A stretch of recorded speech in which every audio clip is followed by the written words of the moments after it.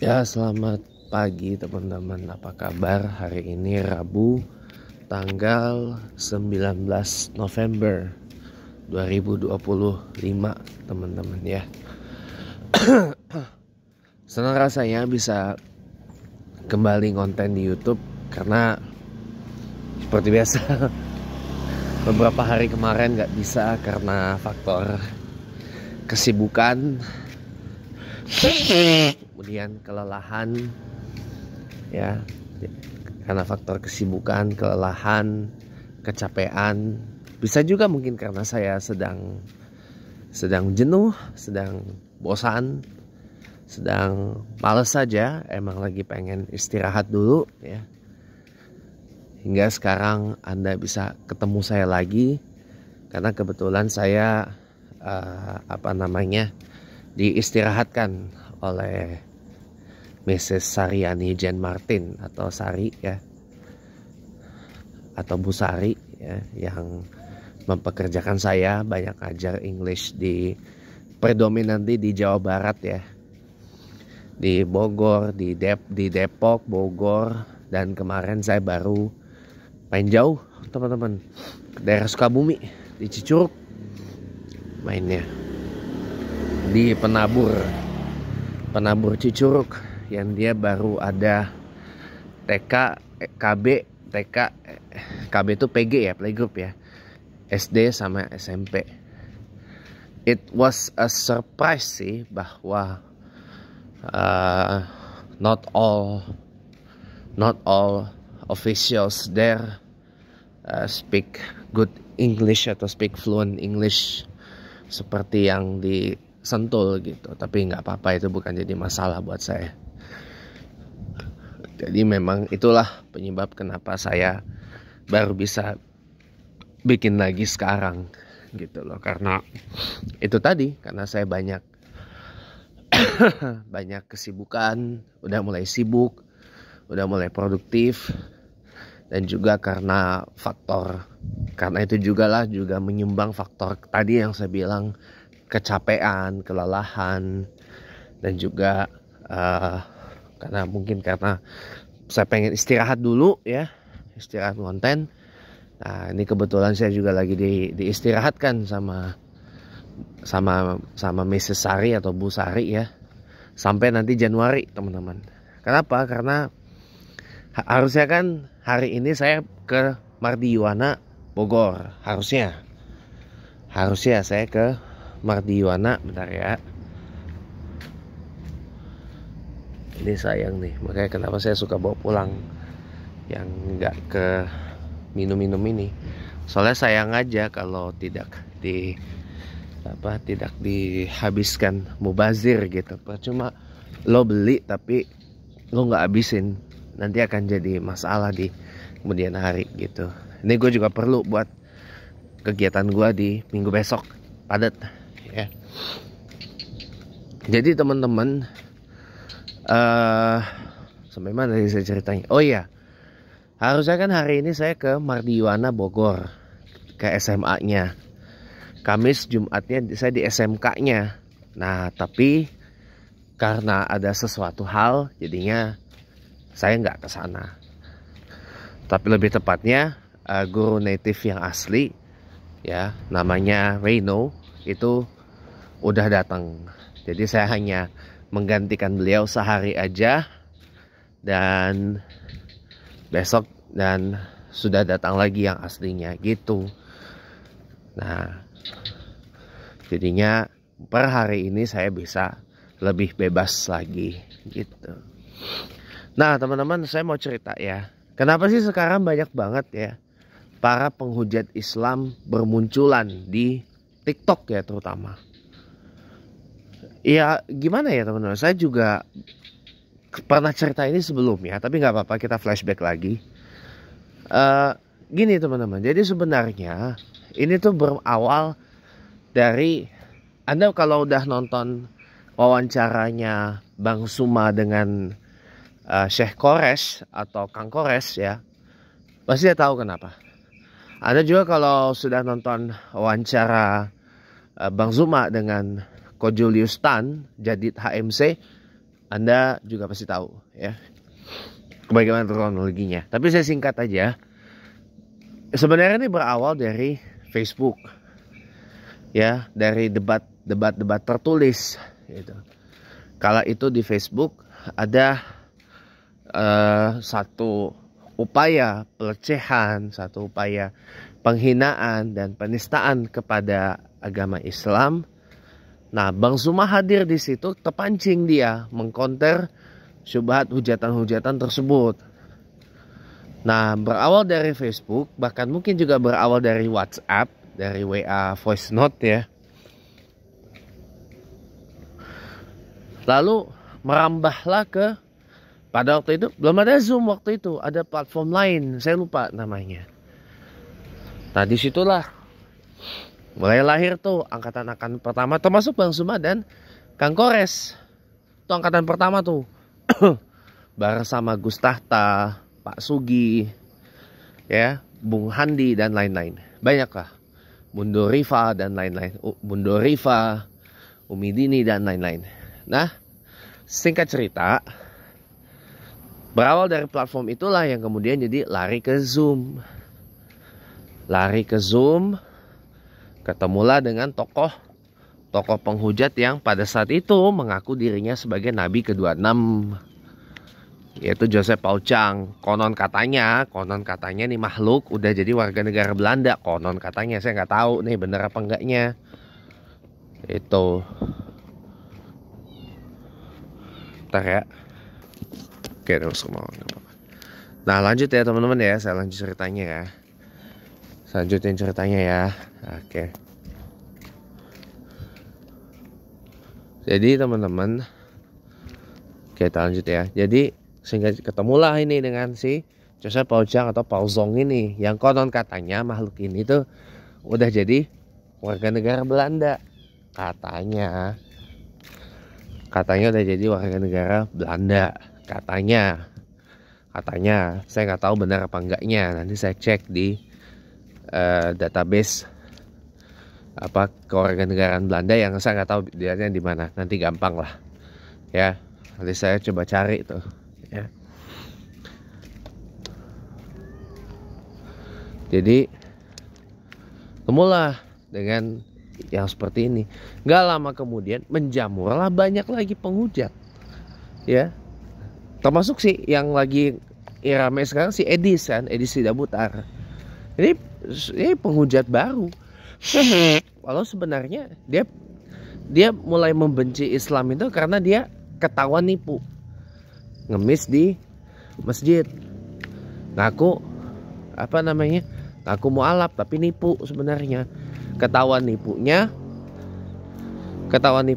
Nah, mungkin disitulah dia jadi benci sama yang namanya agama Islam. Sejak itu sejak lahirnya Paul Zong ini banyak banget tokoh-tokoh penghujat yang luar biasa banget, kayak Edwin Huta Barat alias Metatron, terus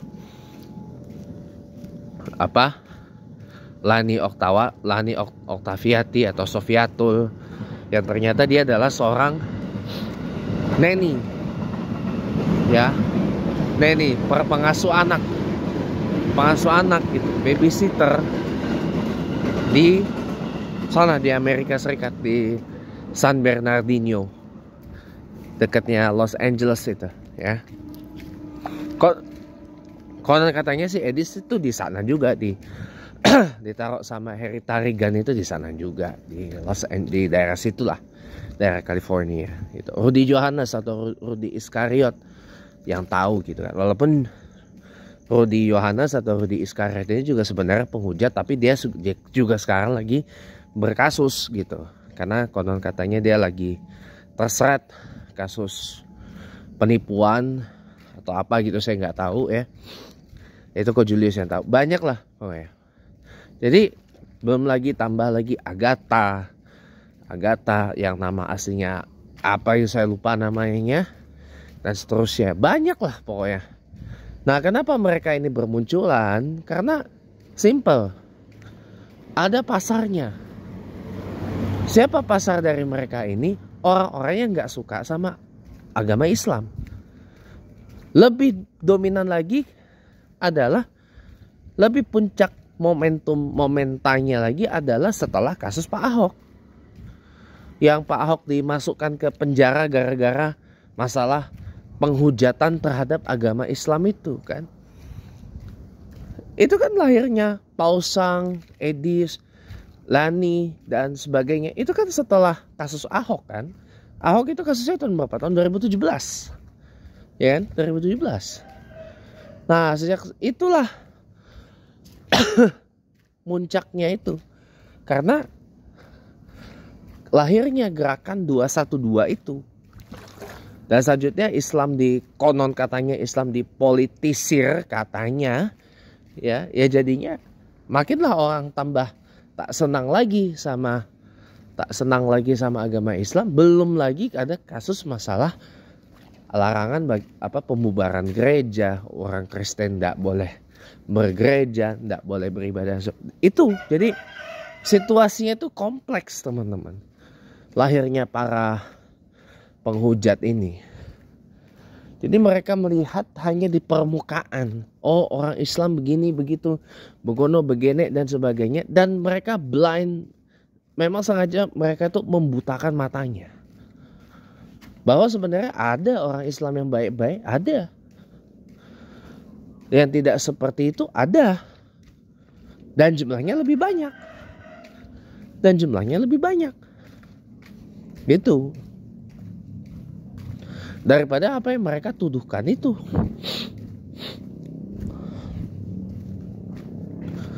Jadi sebenarnya berawal dari ketidaksukaannya yang motif itu sebenarnya predominannya sebenarnya motif pribadi ya. Kalau menurut saya sih motif pribadi gitu loh. Motif pribadi. Karena ketidaksukaan atau karena ada pengalaman gak mengenakan dengan orang Islam atau dengan agama Islam. Itu biasanya para murtadin tuh. Kalau yang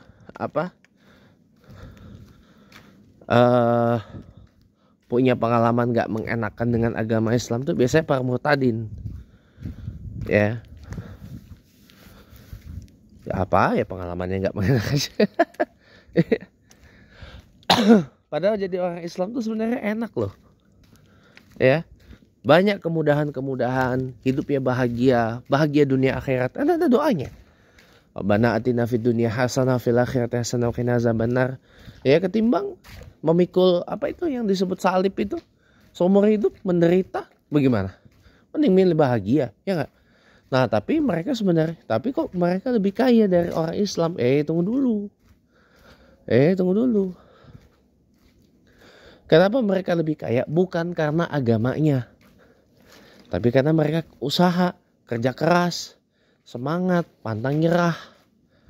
Karena mereka giginya lebih kuat, semangatnya lebih kuat, rajinnya lebih kuat. Etos kerjanya lebih bagus, profesionalitasnya dan dedikasinya bagus dan sebagainya gitu loh. Bukan karena agamanya. Ada orang karesteng yang miskin, ada banyak. Orang karesteng yang homeless ada banyak. Lu nya aja yang gak nyadar. Yang ada orang Islam yang kaya juga, banyak banget. Banyak. Anda tahu nggak? Salah satunya siapa? Yang sekarang ini jadi pemimpin sementara atau chief advisor sementara dari Bangladesh, Muhammad Yunus, peraih Nobel Ekonomi. Itu termasuk salah satu Muslim terkaya loh. Muhammad Yunus itu yang sekarang jadi Perdana Menteri sementaranya Bangladesh ya, kepala pemerintahan sementaranya Bangladesh ya. Itu salah satu orang Muslim terkaya loh, Muhammad Yunus itu. Jangan salah. Ada juga kalau Anda mungkin Anda mungkin perlu saya ingatkan lagi. Pangeran Saudi, Pangeran Al-Walid bin Talal itu kaya banget. Muhammad bin Salman ya. Dan Muhammad bin Salman, Hairul Tanjung, Abu Rizal Bakri dan macam-macam banyak cuy. Orang Muslim yang kaya banyak banget. Banyak. Ya. Walaupun mereka bukan 10 teratas, enggak apa-apa.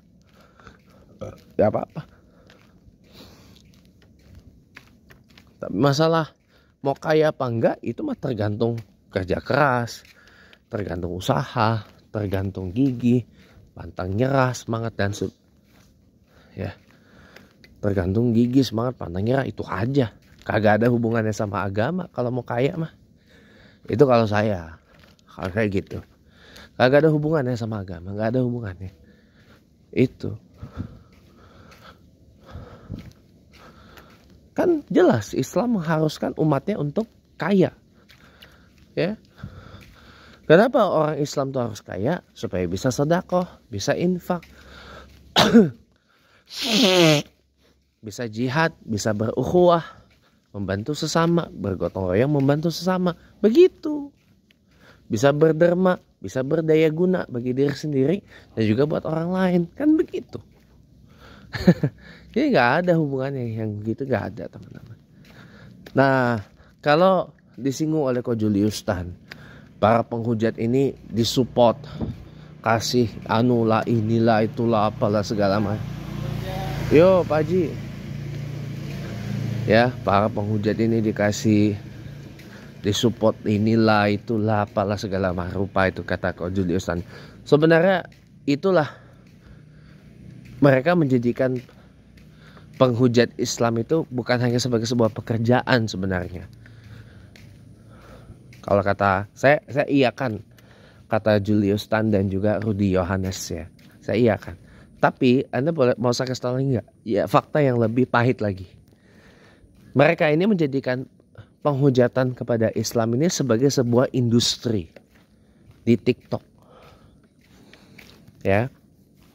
Karena mereka tahu warga TikTok ini nggak sepinter warga X dan warga Facebook. Ya, mereka tahu pasar para pengguna TikTok itu seperti apa. Nah, kalau mereka sudah ngerti dan paham pasar pengguna TikTok itu seperti apa, bang, jadilah laris industri penghujatan kepada Islam itu di TikTok, di media sosial. Terlebih-lebih lagi maaf kata ya, maaf kata, kalau dari segi penegakan hukum di Indonesia ini juga lemah terhadap begituan. Ya. Dari segi penegakan hukum di Indonesia itu juga lemah. Sini. Kucing ya kabur. Gak, masih ada kok. Saya suka kucing putih sebabnya pembawa keberuntungan katanya. Ya Allah, ketemukan saya dengan kucing putih terus biar saya beruntung. Amin. Dia takut sama air. Padahal saya nggak niat nyiram kok.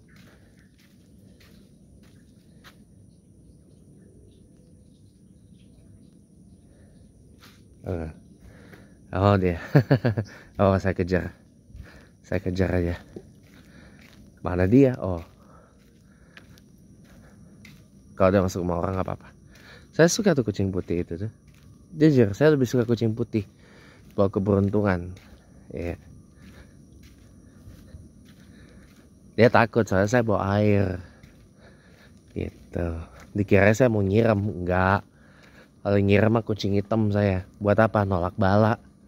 Gitu. Sini. Kayak gitu teman-teman. Ya kita searah jarum jam aja deh. Gitu. Kalian ini kaki saya pulihin dulu. Biar ini. Nah lanjut ya. Jadi apa?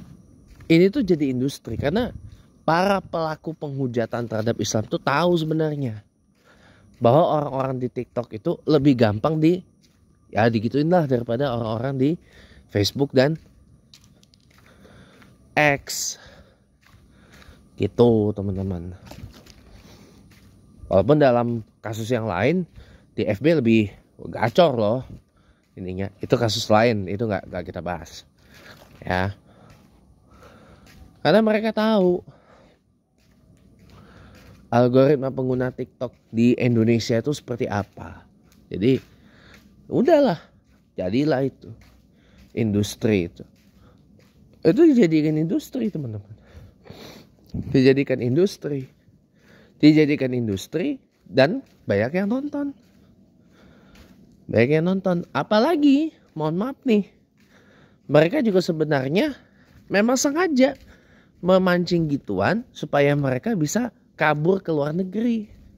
Karena mereka tahu kalau ngoceh begitu di Indonesia, lo bisa bermasalah. Karena mau di KUHP yang lama atau di KUHP yang baru, yang nggak tahu kapan diberlakukannya, mestinya tahun ini udah diberlakuin karena kan 2 tahun transisinya dari 2023.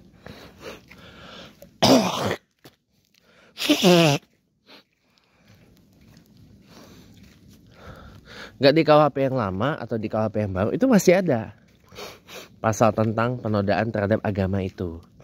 Walaupun kemudian di KUHP yang baru diganti menjadi tindak pidana terhadap agama. Nah, selama masih kesandra dengan itu, nah itulah mereka nggak bisa leluasa.